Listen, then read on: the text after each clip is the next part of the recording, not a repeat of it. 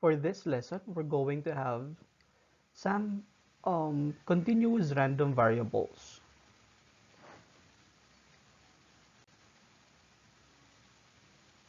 The first of which is the exponential distribution. The exponential distribution has the probability density function given by f of x is equal to lambda e to the negative lambda x for x is from 0 to infinity. It has a mean 1 over lambda and the variance 1 over lambda squared. So we can say that the mean and the standard deviation is equal to 1 over lambda. This is a random variable that equals the distance between successive events from the Poisson process with the mean number of events lambda greater than 0.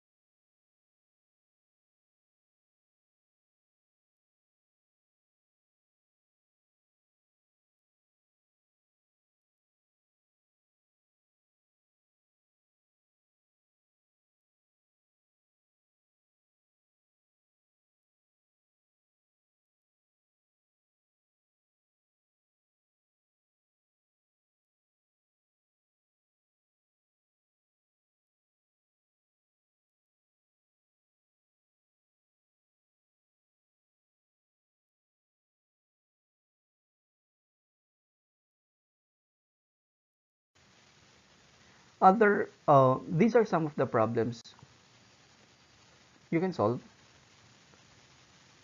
relating to exponential distribution.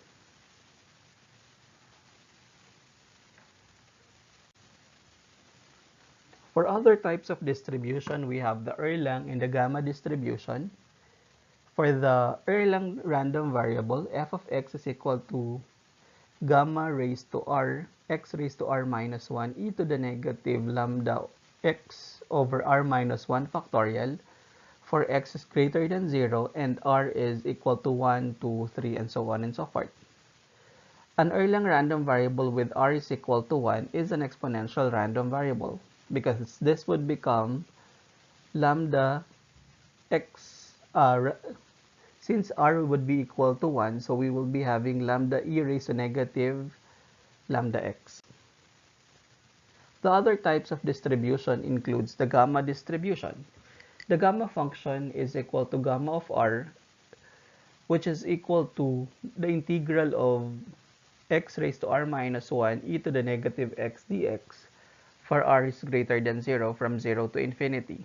And the gamma distribution is the random variable x with the probability density function given by f of x equal to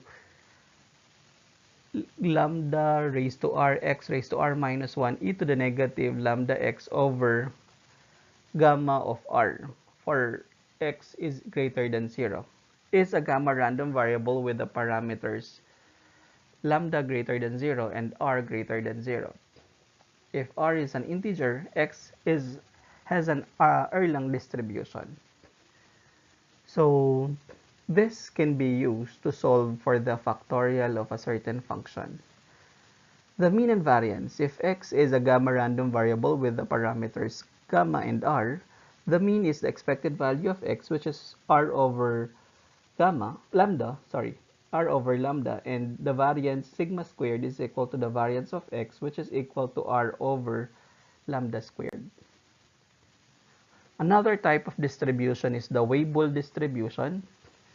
So the random variable x with the probability density function f of x equal to beta over delta times x over delta raised to beta minus 1 e to the negative x over delta raised to beta for x is greater than 0 is a Weibull random variable with the scale parameters delta greater than 0 and the shape parameter beta is greater than 0. The cumulative distribution function of the Weibull distribution with parameters delta and beta, then the cumulative distribution function of x is f of x equal to 1 minus e to the negative x over delta raised to beta. And the mean and variance of the Weibull distribution with the parameters delta and beta is given by mu, which is equal to the expected value of x equal to delta gamma of 1 plus 1 over beta, and the variance is v of x equal to um, delta squared gamma of 1 plus 2 over beta minus delta squared times gamma of 1 plus 1 over beta quantity squared. Another type of distribution is the log normal distribution. So an important special case occurs when W has a normal distribution. In that case, the distribution of W is called the log normal distribution.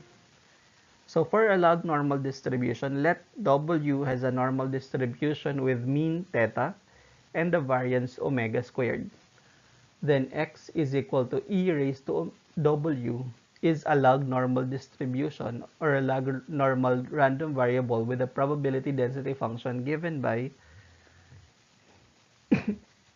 1 over x omega square root of 2 pi e to the negative ln x minus theta squared all over 2 omega squared where x is from 0 to infinity.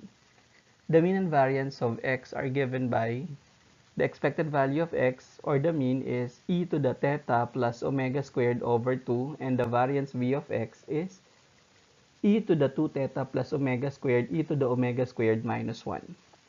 So all of this, so this just means that there are many possible continuous distributions wherein we can fit a given probability distribution. We can have Erlang, log normal, Weibull, gamma, among other distribution.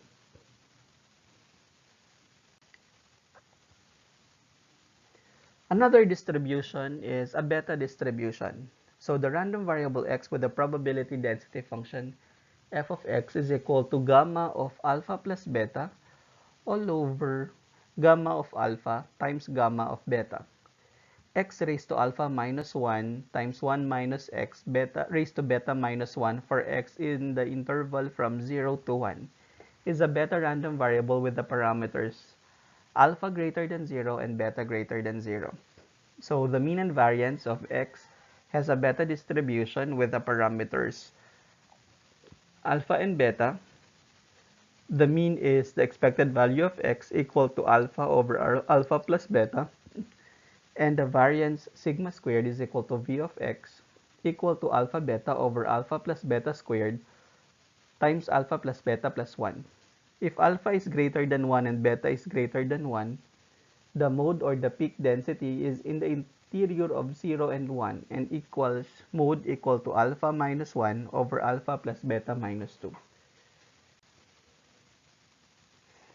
So just to summarize, if we have a continuous random variable, we can solve for the probability. We can have cumulative distribution function, which is the integral of the function from negative infinity to x.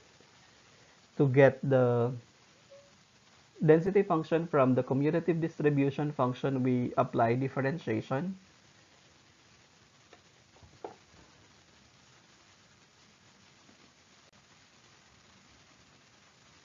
And for the continuous uniform distribution, we have 1 over b minus a.